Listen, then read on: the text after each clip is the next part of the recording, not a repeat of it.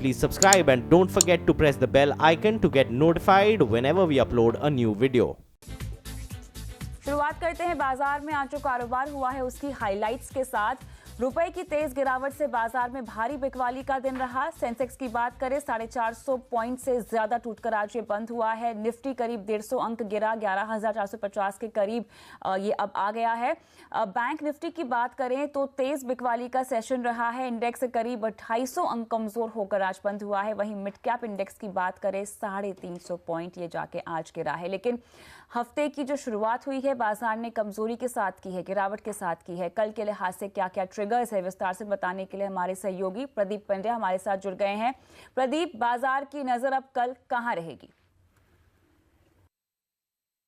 बाजार के लिए सबसे ज्यादा जो महत्वपूर्ण पॉइंट्स होंगे कि अब डॉलर में क्या होता है, क्रूड में क्या होता है। अंतर्राष्ट्रीय संकेतों पर हम बहुत ज़्यादा चल रहे हैं और उसके साथ साथ ट्रेड वॉर को और भड़काने वाले कोई ट्वीट आ गए, तो इन सारी चीज़ों पे बाजार की नज़र है। ग्लोबल मार्केट में एक कमज़ोरी का ट्रेंड है और हम उसके शिकार हैं, इसलिए ग्लोबल मार्केट की चाल पर सभी की नज़र बनी रहेगी। साथ ही साथ नतीजे आने वाले हैं। पीएफसी और रिलायंस कैपिटल के कल के दिन इन पर रिएक्शन होगा और आज बाजार बंद होने के बाद रिलायंस होम फाइनेंस के नतीजों पर कल रिएक्शन आप आते हुए देखेंगे। साथ ही साथ कुछ बड़ी कंपनियों के एजीएम हैं, क्या वहाँ से कोई घोषणाएं निकल कर आती हैं, इस पर भी नज़र होगी। और इनमें बीपीसीएल है, गेल है, पीएफसी है, काफ़ी सरकारी कंपनियां हैं, इन सभी पर बाजार की नज़र रहेगी। ग्लैक्सो फार्मा पे कल नज़र रखिए, क्योंकि ग्लैक्सो कल एक्स डेट है बोनस इशू की 1:1, तो शेयर का भाव आधा हो जाएगा। सुबह सुबह तो आप घबराएं नहीं, क्योंकि उसके आपके एक की जगह 2 शेयर आपको मिले हैं और उसका ये नया भाव होगा। जो नए बोनस शेयर्स हैं वो कल से ट्रेड होने शुरू हो जाएंगे। इसके साथ ही साथ सबसे अहम स्टॉक जिस पर आपकी नज़र होनी चाहिए वो है सन फार्मा, क्योंकि इसमें जो एक सरप्राइज इंस्पेक्शन शुरू हुआ है इसके प्लांट का, कल परसों में इसके नतीजे, वहाँ से कोई रिपोर्ट, खबरें वगैरह आएंगी, उन सभी पर बाजार की नज़र खास तौर पे बनी रहने वाली है। इसके अलावा कुछ ऐसी कंपनियां जो बड़े निवेशकों के साथ मुलाकात कर रहे हैं, जिनके मैनेजमेंट और काफ़ी बड़े लिक्विड कंपनियां हैं, इसलिए हम आपको इनके नाम बताएंगे। जी एंटरटेनमेंट, हाल में केपेक्स प्लान को लेकर के काफ़ी ज़्यादा असमंजस बाजार में हुआ है, तो वो क्लैरिफिकेशंस आएंगे, इन निवेशकों को मिलेंगे, उसके बाद वो क्या करते हैं। ग्रैन्यूल्स, आईटीसी, ये भी एक स्टॉक हाल के दिनों में हम कह सकते हैं कि कुछ निवेशकों के बदलते व्यूज़ का शिकार हुआ है, इस पर भी नज़र होगी। Asian paints, Mindtree, UltraTech cement, ये सारे स्टॉक्स जब ये निवेशकों से बातचीत करेंगे, कुछ कॉन्फ्रेंस अटेंड कर रहे हैं, कोई 1-on-1 मीटिंग्स कर रहे हैं, इन पर रिपोर्ट्स निकल कर आ सकती हैं, बड़े खिलाड़ियों की ओर से खरीदारी होती हुई दिख सकती है, इसलिए इन सभी पर आपको कल के ट्रेड में नज़र रखनी चाहिए। शुक्रिया प्रदीप तमाम डिटेल्स के लिए, और आपको मिलवाते हैं हमारे आज के शो के मेहमानों के साथ। आज इक्विटी बाजार में आपको रणनीति देने के लिए हमारे साथ शामिल हैं जियोजीत फाइनेंशियल सर्विसेज के head investment strategist Gaurang Shah, और साथ ही कमोडिटीज़ पर आपको राय देंगे, रुपए की चाल पर भी हमारे साथ बात करेंगे जो कमोडिटीज़ के डिप्टी वीपी अनुज गुप्ता। आप दोनों का ही स्वागत है। गौरांग, कल के बाजार में हम अभी लोगों को, दर्शकों को कल के लिए रणनीति तय करके देंगे। हालांकि हर वक्त आप लंबी अवधि की कवायद करते हैं, लेकिन अब बाजार बंद होने के बाद जिन भी दर्शकों ने, ट्रेडर्स ने, निवेशकों ने थोड़ी सी सांस ली है, बाजार को समझने या बाजार को लेकर थोड़ा संज्ञान अपने हाथ में लिया है, कल के लिए मुझे बताएं कि अब ट्रिगर्स तो प्रदीप ने बता दिए हैं हमें, लेकिन दिशा और दशा बाजार की अगर आप उन्हें इस वक्त देना चाहें तो वो क्या होगी? बहुत बहुत धन्यवाद कविता जी, और आप सभी को शुभ संध्या हमारे तरफ से। तो पिछले हफ्ते सोमवार को ही जब हम बात कर रहे थे, तभी हमने जो नजरिया रखा था कि शायद थोड़ा बहुत कंसोलिडेट हो, मुनाफा वसूली हो बाजार, तो ये बाजार की सेहत के लिए भी अच्छा होता है और बाजार में जो निवेशक हैं उनकी सेहत के लिए भी अच्छा होता है। और वजह अगर आप एक ढूंढने जाएंगे, लेकिन अनेक वजह मिलेगी बाजार में करेक्शन की, और उसी तरीके से ऊपर जाने की भी। लेकिन मुझे थोड़ी बहुत चिंता कमजोर रुपए को लेकर के हो रही, जिस प्रकार से डॉलर के मुकाबले हमने कमजोरी देखी। और हम ये नहीं कहते कि सिर्फ भारत का ये जो मुद्रा रुपया है वही कमजोर हुआ है, बाकी अन्य जो उभरते हुए बाजार है वहां पर कोई भी मुद्रा है वो डॉलर के सामने कमजोर हुई। तो रिजर्व बैंक ऑफ इंडिया की तरफ से क्या कदम उठाए जाएंगे ये देखना जरूरी होगा, लेकिन थोड़ी बहुत कमजोरी और बढ़ सकती है, इसमें कोई दो राय नहीं है।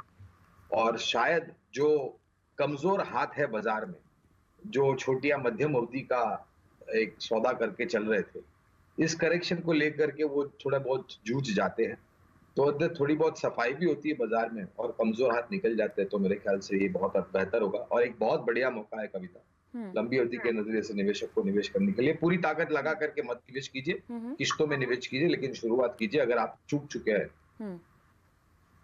बिल्कुल, तो चलिए, लेकिन ये मौके कहाँ कहाँ पर हैं आपके लिए? गौरांग विस्तार से बताएंगे शो में, हम उनसे पूछेंगे आपके लिए निवेश रणनीति। लेकिन इस बीच रुपए की बात भी कर लेते हैं। करेंसी बाजार में हम देख रहे हैं कोहराम मचा हुआ है, रुपए की कमजोरी पर लगाम नहीं लग पा रही है। डॉलर के मुकाबले आज रुपए की बात करें, 72 रुपए 66 पैसे तक ये फिसला। हालांकि उसके बाद हमने देखा थोड़ा सुधार आया लोअर लेवल से, और 72 पैसे कमजोर होकर हालांकि, लेकिन 72.45 पर जाके आज रुपया बंद हुआ है। यानी रुपए ने अब तक कमजोरी का जो है अपना पूरा रिकॉर्ड, अपने सारे रिकॉर्ड जो है रुपया तोड़ चुका है। लेकिन इस बीच हम आपके लिए खबर भी लेकर आए हैं। सरकार डॉलर के मुकाबले गिरते रुपए को संभालने के लिए एनआरआई डिपॉजिट जैसी स्कीम लाने की योजना बना रही है। सूत्रों के मुताबिक आरबीआई और सरकार मार्केट में दखल देने के लिए कई और उपायों पर भी विचार कर रही है। ज्यादा डिटेल्स लेकर हमारे साथ संवाददाता आलोक प्रियदर्शी जुड़ गए हैं। आलोक, ये समझाएं कि सरकार और आरबीआई रुपए या गिरते रुपए को संभालने के लिए अब क्या अहम कदम उठाने वाले हैं, क्या योजना है यहाँ पर? इस वक्त जो सबसे बड़ी योजना एक तरह से कहें सरकार के जहन में है, जिस पर सरकार लगातार काम कर रही है, जो वित्त मंत्रालय के सूत्रों ने हमें बताया कि जो एनआरआई डिपॉजिट स्कीम जैसी कोई स्कीम सरकार लाने पर विचार कर रही है, ताकि एनआरआई का जो पैसा है, एनआरआई का जो डॉलर है, वो सीधे तौर पर इंडिया में आए। और एक स्वैप डील के तहत जो FCNR जिसको बोलते हैं, फॉरेन करेंसी नॉन रेजिडेंट, वो सीधे तौर पर इंडियन खातों में जमा हो, ताकि देश में जो डॉलर की कमी है उसको पूरी की जा सके।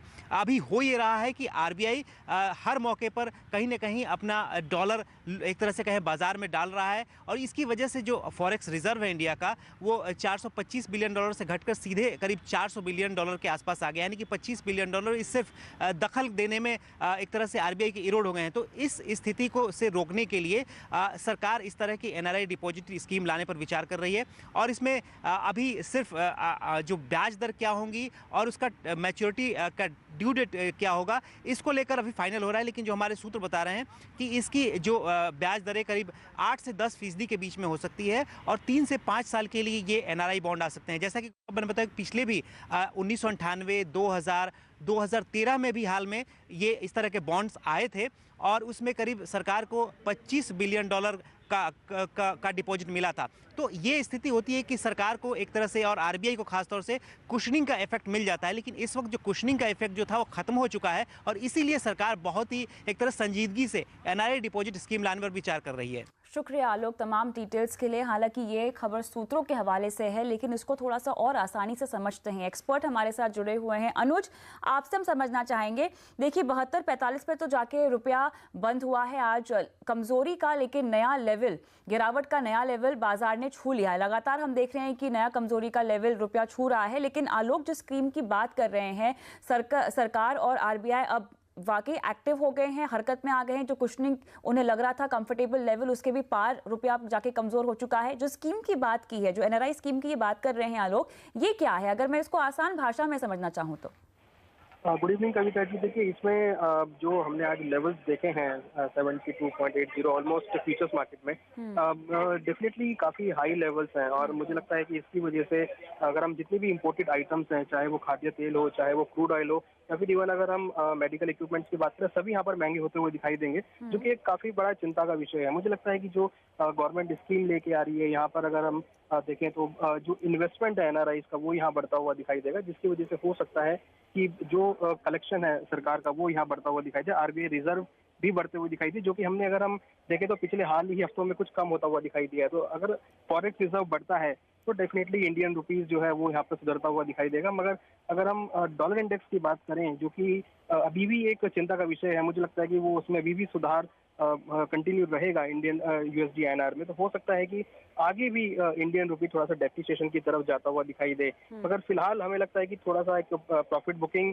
यहाँ पर देखने को मिल सकती है, क्योंकि 73 एक क्रूशियल रेजिस्टेंस लेवल है। मुझे लगता है कि यहाँ से थोड़ा सा प्रॉफिट बुकिंग हो सकता है, मगर ओवरऑल ट्रेंड डेप्रिसिएशन का ही है। तो अगर किसी को ट्रेड करना है ट्रेडिंग पॉइंट ऑफ व्यू से, तो बाय ऑन डिप्स की स्ट्रेटेजी अपना के चलें। ऑलराइट, तो यहाँ पे क्या लेवल्स होंगे? इनफैक्ट अनुज, हमें तो ये भी बातें सुनने में आ रही है कि 75 तक रुपया टूटेगा। क्या इस लेवल तक आपको रुपया जाता हुआ दिखाई दे रहा है? और जिस मुनाफे वाले लेवल की आप बात कर रहे हैं, उसके लिए क्या रणनीति होगी? किन लेवल्स पर हमें इनिशिएट करना चाहिए? देखिए मुझे लगता है कि 72 एक लेवल्स रहेंगे जो कि हमने फ्राइडे को भी देखे थे। वो लेवल अगर अगेन मिलते हैं तो बाय करके चलना चाहिए। हमें लगता है कि अगर 73 का लेवल ब्रीच होता है तो 75 के लेवल आने में देरी नहीं लगेगी, क्योंकि हम जिस तरह का ट्रेंड देख रहे हैं वहाँ पर हम एक गैप अप ओपनिंग हमेशा आती हुई देख रहे हैं। अगर हम पिछले टेक्निकल चार्ट्स को देखें तो जब तक गैप अप ओपनिंग बनी रहेगी तो इंडियन रुपीज ऐसे ही डेप्रिशिएट होता हुआ दिखाई देगा। तो इनिशियली हमें लगता है कि 72.20 और 73 ये फिलहाल एक वेरी शॉर्ट टर्म रेंज रहेगी जहाँ पर ट्रेड लिया जा सकता है।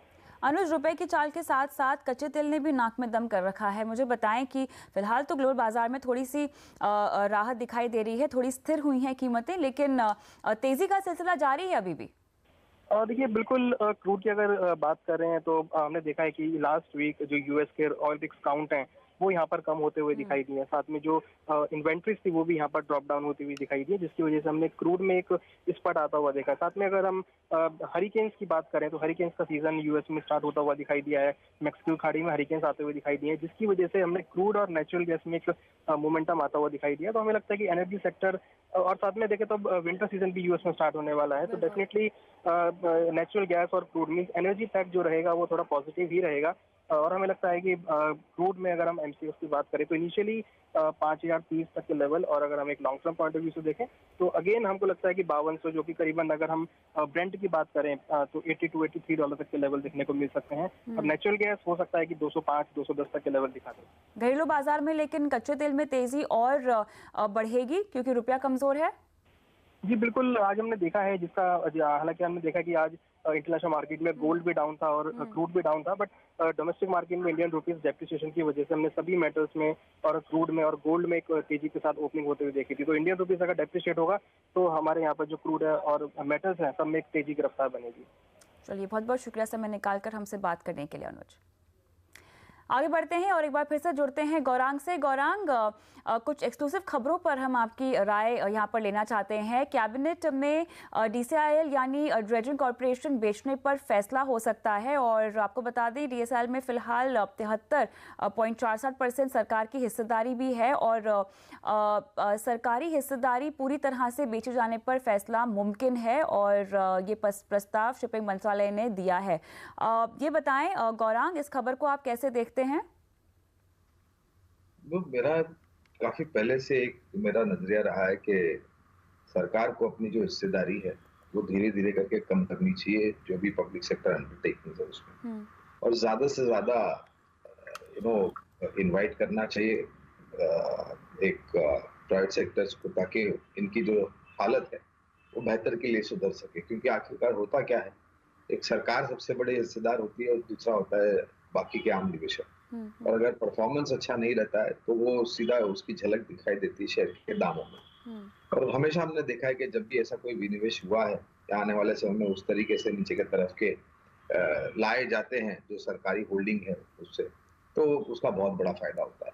तो वैल्यूएशन पर डिपेंड करेगा। एज ए डिस्क्लोजर, लंबी अवधि के नजरिए से ड्रेजिंग कॉर्प पर हमारी खरीदारी की राय है, लेकिन क्या मूल्यांकन है और क्या समय है ये देखना काफी जरूरी होगा। थोड़ा बहुत स्पष्टीकरण आता है तो और सहूलियत हो जाएगी। बिल्कुल, लेकिन फिलहाल लगभग 470 के आसपास है। आपको लगता है कि अगर आपका लंबी अवधि का नजरिया है तो अभी भी इनिशिएट की जा सकती है बाइंग? देखिए, मेरे हिसाब से तो बाजार में निवेश करने का ना तो कोई सही समय होता है और ना ही कोई सही स्तर होता है। ये पूरे निर्भर होता है निवेशक के जोखिम झेलने की क्षमता के ऊपर, और आज तक बहुत ही बेहतरीन तरीके से कोई भी टाइम नहीं कर सकता बाजार को, और ना ही वो उच्चतम स्तर बचा सकता है या एक बेहतरीन स्तर बचा सकता है जहां पर निवेश किया जाए। तो शुरुआत करें गिरावट पर और जोड़ें। चलिए आगे बढ़ते हैं, और हम चाहते हैं कि रिलायंस होम फाइनेंस के जो नतीजे आए हैं उस पर भी आप अपनी राय रखें अगर आपके रडार पर है। मुनाफे की बात करें 34 करोड़ से बढ़कर 48 करोड़ रुपए यह आंकड़ा आया है, और आय 380 से बढ़कर 400 करोड़ रुपए हो गई है। गौरांग, इस पर विशेष रूप में हम खरीदारी या बेचने की टिप्पणी नहीं करेंगे, लेकिन हाउसिंग फाइनेंस सेक्टर से जुड़ी हुई ये एक रिलेटिवली नई कंपनी है। अपने आप को स्थापित करना है, और स्थापित भी करना है और साबित भी करना है, दोनों तरफ से। तो मैं मानता हूं कि नतीजे जो आंकड़े आप बता रहे हैं वो थोड़े बहुत बेहतर लगते हैं, लेकिन एस्टैब्लिश्ड कंपनी और काफी बेहतरीन मार्केट शेयर वाली कंपनियां ऑलरेडी लिस्टेड है। मिसाल के तौर पर Dewan housing finance limited, Indiabulls housing finance, जो कि आज खबरों में भी थी क्योंकि ये कुछ रकम जुटा रहे हैं मार्केट में से, तो ये सब कंपनियों पर हमारी खरीदारी की राय है। ऑलराइट, चलिए शो को आगे बढ़ाते हैं और वक्त हो गया है आपको निफ्टी रणनीति या निफ्टी स्ट्रैटेजीज बताने का। पहली रणनीति हम पेश करेंगे निशांत जैन की, जो आपको बिकवाली की सलाह दे रहे हैं। देखिए इनके लेवल्स गौर से आप सुन लीजिएगा। 11,490 का स्टॉप लॉस, 11,350 का टारगेट ये दे रहे हैं। ज्ञानेश्वर पडवल की रणनीति लाएंगे अगली, बिकवाली की ही सलाह है। 11,520 का स्टॉप लॉस होगा, 11,320 के टारगेट के साथ। अगली रणनीति हम पेश कर रहे हैं सिमी भौमिक की, ये भी बिकवाली की ही सलाह दे रही हैं। 11,470 का स्टॉप लॉस, 11,400 से लेके 390 तक का टारगेट ये रेकमेंड कर रही हैं। टेक्निकल चार्ट्स की ओर रुख करते हैं, जहां पर आपको अशोक लेलैंड में बिकवाली करके मुनाफा हो सकता है, ये मानना है AK प्रभाकर का। रणनीति आपको बता दें, स्टॉप लॉस आप लगाएंगे 131 रुपये 75 पैसे का और टारगेट आपका होगा 124 रुपये 50 पैसे का। डेरिवेटिव्स में आज लेकर आएंगे स्नेहा सेठ की रणनीति और खरीदारी की सलाह ये दे रही हैं। बलरामपुर चीनी में 75 का स्टॉप लॉस होगा 86 के टारगेट के साथ। ये तो जानकारों की राय हो गई, रणनीति हो गई, लेकिन अब वक्त आ गया है आज की वैल्यू पिक जानने का।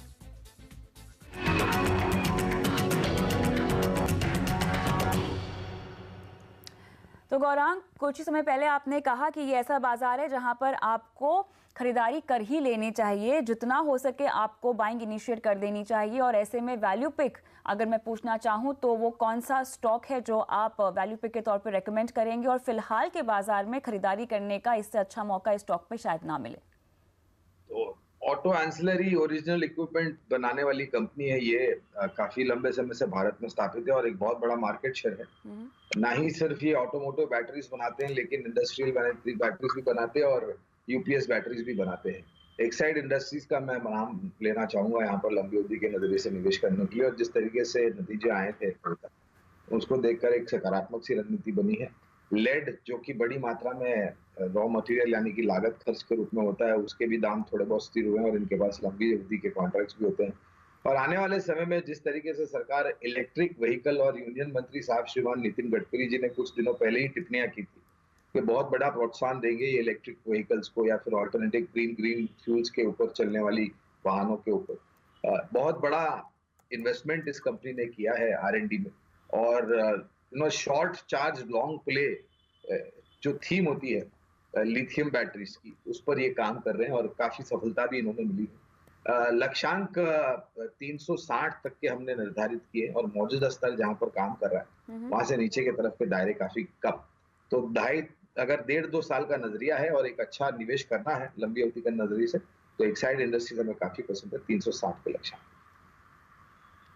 चलिए, तो यहाँ पर लंबी अवधि का नजरिया और एक्साइड में आपने शायद 460 का आपने टारगेट दिया है, 360 का। चलिए ठीक है, लंबी अवधि का नजरिया और 360 का टारगेट आप रेकमेंड कर रहे हैं आज की वैल्यू पिक में।